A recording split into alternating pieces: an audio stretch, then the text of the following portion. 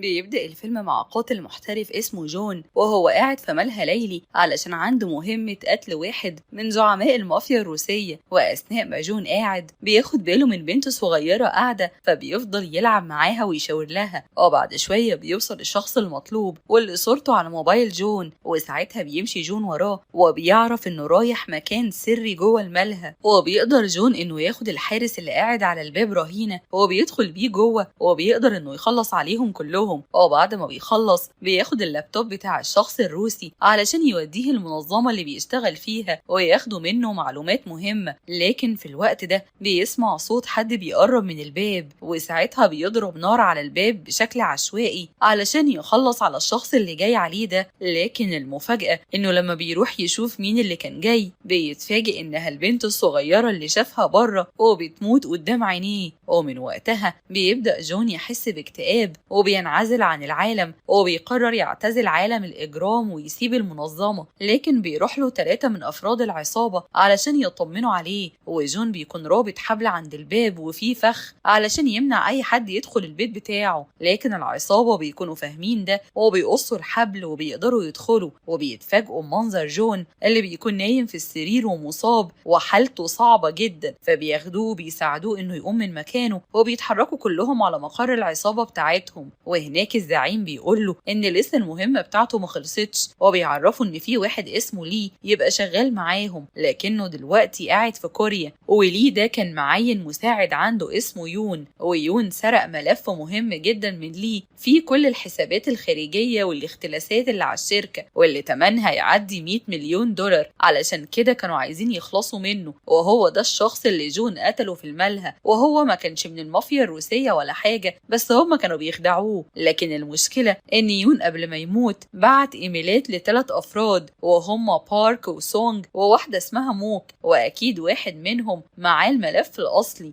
وبيعرفوا جون انهم قدروا يوصلوا لبارك وسونج ويتأكدوا ان الملف مش مع حد فيهم وخلصوا عليهم خلاص. علشان كده بيكلفوا جون انه يتولى مسؤولية موك الست الوحيدة اللي في ال3. والزعيم بيعرفوا ان موك تبقى ام البنت اللي هو قتلها في الملهى الليلي. ولما بيعترض جون وبيقول له انه مش هينفذ المهمة دي، بيهددوا الزعيم انه لو ما نفذهاش هيخلص عليه، وبيقول له انه هيريح الام دي من عذابها بعد ما قتل بنتها. وفي نفس الوقت هتكون فرصة كويسة انه يسافر كوريا بلده. وبيكون في واحد من العصابة عمال يضحك ويتريق على جون، فبيمسك جون عصاية وبيضربه في ايده وبيقوله لو اقتحمت بيتي مرة تانية انا هقتلك. وبيضطر جون انه يوافق على المهمة لان زعيم العصابة بيهدده انه هيخلص عليه وهيبعت حد تاني يخلص على موك. وفي الوقت ده بنروح لموك وهي في الشركة بتاعتها، وصاحب الشركة ليه بيكون بيراقبها من الكاميرات، وبيجيله تليفون من العصابة وبيقولوله الراجل بتاعنا على وصول وهيساعدك في اللي انت عايزه. عشان كده ليه بيبعت المساعد بتاعه علشان يروح يستقبل جون في المطار. وفعلا بيوصل جون لكنه بيكون مش عايز يتكلم مع حد، فبياخدوا المساعد وبيوديه على البيت اللي مأجرينه ليه علشان يقعد فيه لحد ما يخلص المهمة بتاعته، وبيديله الأسلحة والأجهزة اللي هيحتاجها كلها. بعدها بنشوف موك وهي في شغلها، وبعد ما بتخلص بيروح ليه يتكلم معاها وبيسألها عن أخبار التحقيقات في قضية بنتها وجوزها، وبيقول لها لو احتاجت أي حاجة تكلمه. بعدها بتروح موك على المستشفى علشان تزور مامتها المصابة بمرض ألزهايمر، وبيكون في واحدة صاحبتها شغالة دكتورة هناك وهي اللي متابعة معاها الحالة، وبتقعد تتكلم معاها شوية. وبعد ما بيخلصوا بيركبوا الأسانسير علشان يمشوا، لكن وهم راكبين بيتعطل بيهم الأسانسير وبيكونوا كل اللي فيه خايفين ومش عارفين يعملوا ايه. لكن الدكتورة بتطمنهم ان الاسانسير لسه معمول للصيانة بتاعته ومفيش حاجة تخوف. وموج بتلاحظ في الوقت ده جون وهو معاها في الاسانسير، وبيكون بيبص عليها بصات غريبة شوية، لكنها بعد كده بتمشي وجون بيفضل ماشي وراها بعربيته وبيكون بيراقبها. وبعد شوية بنشوف موك لما بتروح قسم الشرطة والمحقق بيقعد معاها وبيسألها لو كانت تعرف اي حاجة تانية عن جوزها ولسه ما قالتش عليها. لكن موج بتقوله انها قالت كل اللي تعرفه في التحقيقات ومفيش عندها كلام جديد تقوله.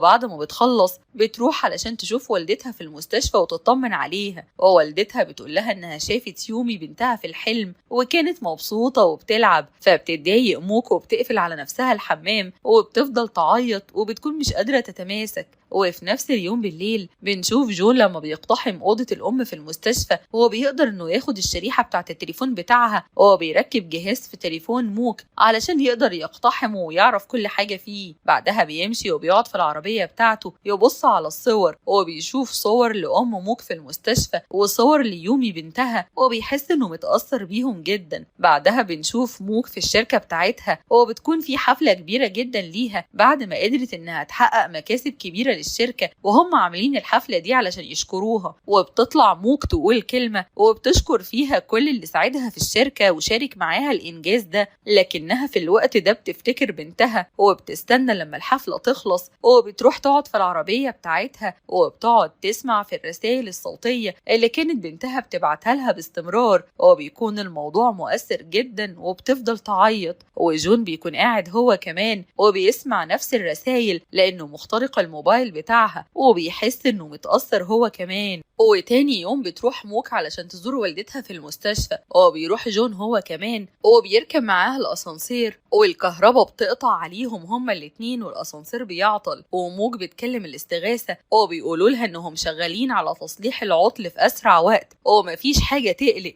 فبتقول موك لجون إنهم شغالين على تصليح العطل وما يقلقش، وجون بيعرفها بنفسه إن اسمه مارك علشان ما تعرفش اسمه الحقيقي، وبيفضلوا يتكلموا مع بعض شوية لحد ما الأسانسير بيشتغل. وساعتها بيخرج جون وبيمشي وبيرجع للبيت، وبيكون كان مسجل كل الكلام اللي دار ما بينه وبين موك في الأسانسير، هو بيفضل يسمع فيه وهو لوحده. وبعد ما بيخلصوا بتمشي موك وبتروح على اسم الشرطة علشان تستلم حاجات جوزها اللي مات، ومن ضمن الحاجات دي بيكون تليفون لونه أصفر. ولما بتاخد التليفون بتكتشف إن في ميدالية متعلقة شكلها غريب، لكنها بتاخد التليفون ومش بتهتم. وبعد شوية بتوصل على المكتب بتاعها، وهناك بتعرف إن الميدالية دي فيها فلاشة، وأول ما بتحط الفلاشة دي بيجي إنذار ليه إن في حد بيحاول يفتح بيانات مش مصرح ليه بيها. فبيقوم ليه بسرعة وبيقول للسواق بتاعه يطلع على الشركة في أسرع وقت. هو فعلا بيوصل على الشركة، لكنه لما بيوصل بتكون موك مشيت، فبيراجع ليه الكاميرات وبيعرف إن موك كان معاها الفلاشة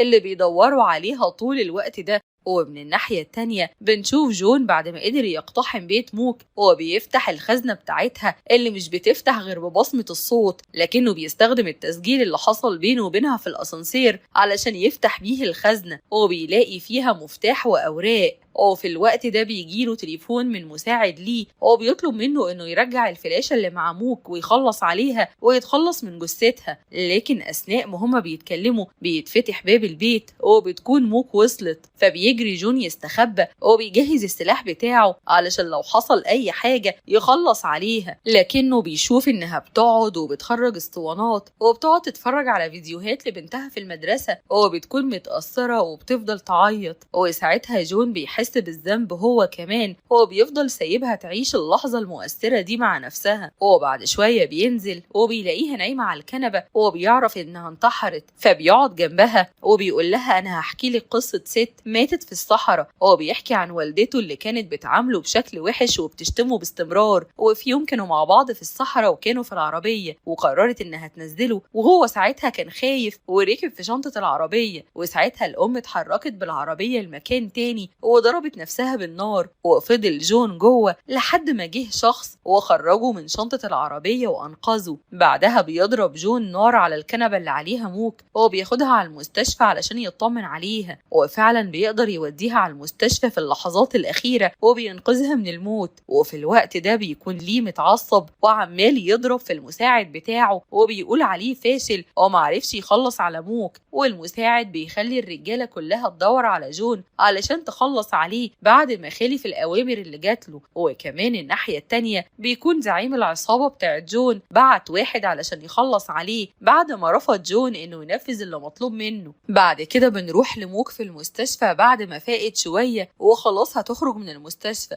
بيجي لها ضابط وبياخدها معاه على المكتب وبيوريها صور بارك وسونج الاتنين التانيين اللي جالهم ايميلات، وبيعرفها ان الاتنين ماتوا، وبيسألها لو كانت تعرف حاجة عن ليه وعن النشاطات بتاعته، وبيفهمها إن ليه بيشتغل لمصلحة المافيا الصينية وعصابة الثالوث، وبيسهل لهم غسيل الأموال ونقلها من مكان لمكان، وهو معروف دوليا باسم المسافر الدائم. وبيوريها صورة لجوزها مع بنتهم، وبيقول لها إنه سافر أمريكا والاتنين ماتوا هناك، وأكيد الموضوع ده ليه علاقة بليه وبالعصابة. وبيسألها بعد كده عن مكان الملفات اللي العصابة كانت بتدور عليها مع بارك وسونج، ولما ما لقيتهمش قتلوهم هما الاتنين. وبيعرفها إن أكيد الملفات دي لسه معاها، لكن موك بتنهار وبتضرب الضابط بالقلم، وبتقوله إنها مش مصدقة إن بنتها ماتت بسبب جوزها اللي هو أبوها، وأكيد هو ما عملش كل الحاجات اللي بيقولوا عليها دي. وبعدها بتقع على الأرض وبيغمى عليها. وفي الوقت ده بنشوف أفراد العصابة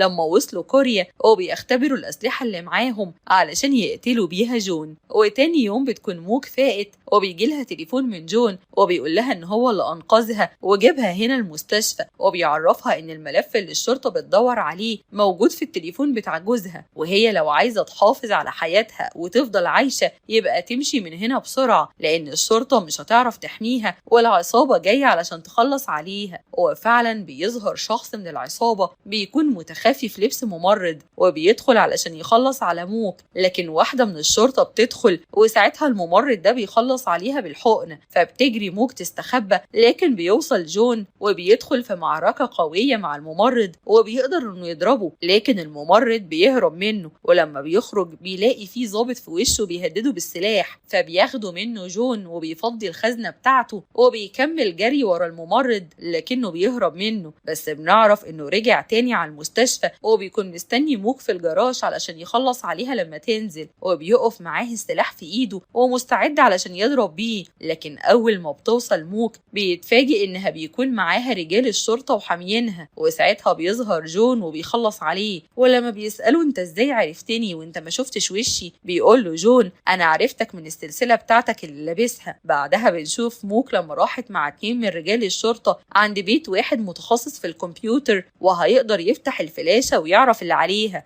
لكن بيجيلها تليفون من جون وبيعرفها ان في واحد من الاتنين اللي موجودين معاها دول خاين، وكمان بيقول لها ان العصابة عرفت مكانها من خلال الخاين ده وهم جايين عليها دلوقتي. وفعلا واحد من الاتنين بيقتل زميله وبياخد الفلاشة وبيهرب، وبياخدها علشان يروح يسلمها للمساعد بتاع ليه، والمساعد بتاع ليه بياخدها منه وبيخلص عليه. وفي الوقت ده بيجي رجالة العصابة علشان يقتلوا موك، لكن بيظهر جون وبيقدر انه يخلص عليهم وبيقاتلهم قتال قوي جدا. وبعد ما بيخلص عليهم بيتفاجئ ان في قناص على المبنى اللي في وشه، وبيخلص على الضابط اللي لسه عايش، وبيفضل يضرب نار على جون، لكن بيدخل واحد تاني من العصابة علشان يقتل جون، وبيقدر جون ياخد منه السلاح اللي معاه بعد ما بيقتله، وبيفضل يضرب نار على القناص وبيشتته علشان يدي فرصة لموك انها تهرب. وبيتصل عليها وبيعرفها انه سايب لها عربية في الجراج، وبيطلب منها تنزل تاخد العربية وتهرب. بعدها بيكمل ضرب نار عليهم، وبيقدر انه ينط من البلكونة علشان يهرب، ولما واحد منهم بيمسكه بيقدر جون انه يفلت منه ويجري ويصيب الباقيين منهم بالرصاص، لكن العصابة بتقدر انها توصل لموك وبتقبض عليها، وبيتصلوا على جون وبيعرفوه انه لو موصلش ليهم هيخلصوا عليها. وبالليل بنشوف موك وهي مربوطة، وبيفضل ليه يشتم فيها ويقول لها ان جوزها حرامي وسرق فلوسه وهو السبب في موت بنته الصغيرة لانه خدها معاه وهو رايح يعمل صفقة اجرامية. وفي نفس الوقت بتكون الشرطة وصلت وحصرت المبنى كله بعد ما جون بلغ ان في قنبلة في المبنى ده وممكن تنفجر في اي وقت. بعد كده بتكون موك لوحدها وبتقوم تمشي في المكان كله علشان تدور على مخرج ليها لحد ما بتوصل للأوضة اللي فيها الكاميرات واللي هي غرفة التحكم، وهناك بتلاقي جثة واحدة ست موجودة، فبتخاف وبتكون مش عارفة تعمل ايه، لكنها بتفكر تاخد منها التليفون وتتصل بالشرطة. وبتفضل تدور في الأوضة لحد ما بتلاقي مقص وبتقطع بيه الرباط اللي في ايديها. بعدها بيتحرك افراد العصابة علشان بيعرفوا ان جون في المبنى وبيروحوا علشان يخلصوا عليه، وبيعملوا له كمين وبيكونوا فاكرين انه فوق الاسانسير، وبيفضلوا يضربوا نار بشكل عشوائي على الاسانسير من فوق لكنه بيكون مش موجود. بعدها بيدخل جون في قتال مع واحد اسمه الفارو من العصابة، وبيقدر انه يستخدمه درع بشري قدامه قدامه، هو بيخلي القناص يضرب فيه هو، والفارو ده بيكون اخو القناص، علشان كده بيتعصب جدا وبيفضل ينادي على جون وبيقوله انه هينتقم منه. وفي نفس الوقت بتكون موك قدرت توصل للسيرفر اللي عليه كل البيانات بتاعت ليه وشركته، وبتدمر كل البيانات واللي منهم ال100 مليون بتوع عصابة الثالوث. وليه بيكون مش مصدق نفسه وبيفضل يشتم في المساعد بتاعه وبيقوله ان في 100 مليون ضاعوا مننا دلوقتي. هو بيتحرك علشان يدور على موك ويخلص عليها. بعدها بنشوف جون وهو حاطط قنبلة في الميكروويف ومستني لما يدخل القناص علشان تنفجر في وشه. بعدها بيتحرك علشان يقاتل واحد تاني من العصابة وبيهزمه جون وبيقع عليه نجفة حديد كبيرة، لكن جون ما بيرضاش يقتله وبيسيبه وبيمشي. وفي الوقت ده بتكون موك مستخبية وبتتفاجئ بمساعد ليه وهو جاي يضربها وبيقول لها انه خسر 2 مليون دولار بسببها، لان دي كانت نسبته في ال100 مليون وهو عايز ينتقم منها. وبيفضل يضرب فيها علشان يقتلها، لكنها بتقدر تاخد منه السكينة وبتضربه بيها في ظهره وبتخلص عليه. وفي الوقت ده بيكون جون بيحاول يجمع قوته لان اصاباته بتكون كتير جدا. هو بيتصل على موك على اللاسلكي وبيقول لها في واحد جاي عليكي دلوقتي علشان يقتلك، ولو عايزة تعيشي خلصي انت عليه الاول. وبيعرفها انه لو قتلها هيروح علشان يقتل مامتها في المستشفى ومش هيفرق معاه حالتها المرضية، علشان كده بيطلب منها تاخد السلاح من الارض واول ما الاسانسير يفتح تدوس على السلاح وتقتله. وفعلا موك بتعمل كده وبتكون مستعدة، لكن المفاجأة ان جون هو اللي بيطلع في الاسانسير وموك اول ما بتشوفه بتضربه بالنار وبتخلص عليه. فبيجي صاحب جون وبيمسك المسدس وبيوجهه ناحيتها، لكن جون بيمسك هدومه علشان يمنعه انه يقتلها وكأنه عايز يقوله ان كده خلاص هو دفع ثمن اللي عمله وموك خدت حق بنتها وجوزها وفضلت هي عايشة. وفي المشهد الأخير بنشوف موك وهي عمالة تنادي على جون في جهاز اللاسلكي علشان يرد عليها، لكنه بيكون بيفتكر ذكرياته وهو صغير لحد ما بيموت.